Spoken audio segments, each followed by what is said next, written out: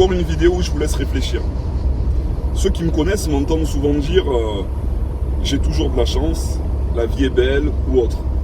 On aura peut-être l'impression que c'est de la méthode Coué, mais malgré tout, ce qui est intéressant à comprendre dans ça, c'est que il existe un pouvoir de l'intention.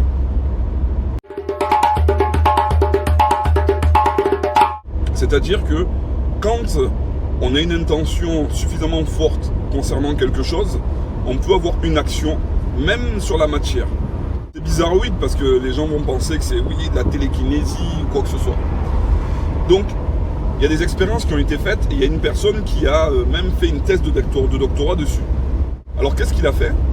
Ils ont utilisé en fait des poussins. Donc vous savez que les poussins, dès qu'ils naissent, en fait, le moindre objet animé qui est autour d'eux, ils le considèrent comme leur mère. Donc que ce soit un chien, une personne, si vous prenez un poussin et que lorsqu'il est clos, eh bien, il est à côté de vous, eh bien, il va vous suivre partout comme si vous étiez sa mère. Donc c'est le comportement des poussins. Et donc ce comportement maternel qui va avoir de vouloir voir sa mère, vouloir être proche de sa mère, c'est une intention qui est excessivement puissante. Donc il y a une expérience qui a été faite dans le cadre de la thèse de doctorat qui était super intéressante.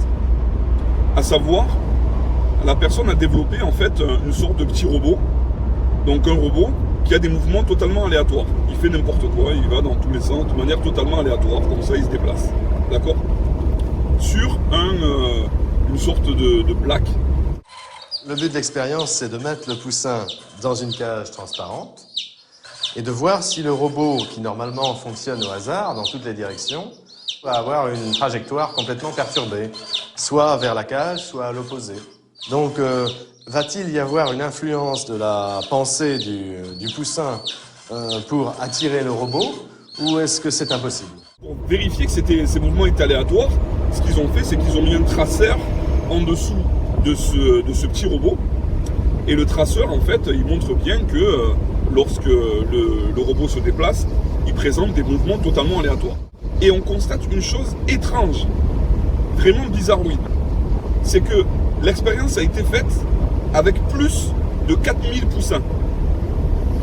Et on constate que lorsque le poussin est dans la boîte et qu'il souhaite aller vers sa mère, et qu'en réalité il appelle sa mère, il y a 4 fois plus de probabilité que l'objet se déplace en direction du poussin. Chaque expérience, la trajectoire du robot s'inscrit sur une feuille témoin.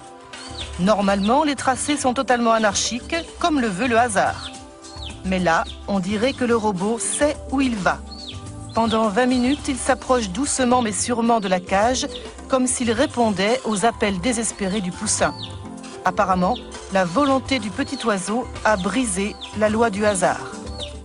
Attention, hein, l'objectif c'est pas que dès que le poussin appelle, par miracle, le robot se dirige vers lui. C'est pas ça. C'est juste qu'on constate que, étrangement, quand le poussin a cette puissante intention de vouloir aller vers sa mère et d'attirer sa mère, l'objet totalement inanimé et qui fonctionne de manière totalement aléatoire va aller 4 fois plus en direction du poussin, statistiquement. C'est étrange, on n'arrive pas à l'expliquer, mais c'est une réalité. 17 ans plus tard, il a conservé les tracés comme autant de pièces à conviction. Pour lui, ils sont la preuve que l'esprit a une influence sur la matière, même si actuellement aucune loi physique ne permet de l'expliquer. On a obtenu de très très nombreux tracés, dont certains tout à fait impressionnants, comme celui-ci, vous voyez, où le robot est parti du centre et allé directement dans le coin où se trouvait la cage du poussin. Donc des tracés de ce genre, on en a en pagaille. Donc ça veut dire que à travers ça, ils ont réussi avec un nombre important en fait d'échantillons à démontrer qu'il y avait quelque chose qui se passait au niveau de l'intention, même sur des objets totalement inanimés. On ne sait pas expliquer le phénomène.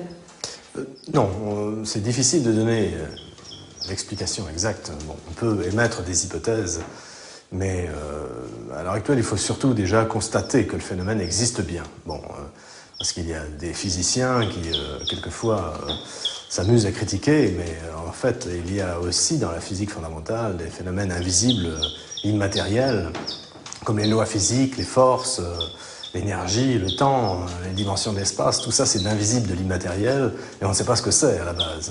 Bien là, la pensée, c'est le même type de phénomène. On ne la constate que par ses effets sur la matière, mais c'est invisible et immatériel. Et on s'aperçoit que l'homme ou l'animal peut interférer, peut biaiser les règles du hasard, de façon à ce que ce hasard lui soit favorable, dans le sens qu'il désire. Je vous laisse réfléchir à savoir ce que ça veut dire, est-ce que la mutation a un pouvoir ou pas.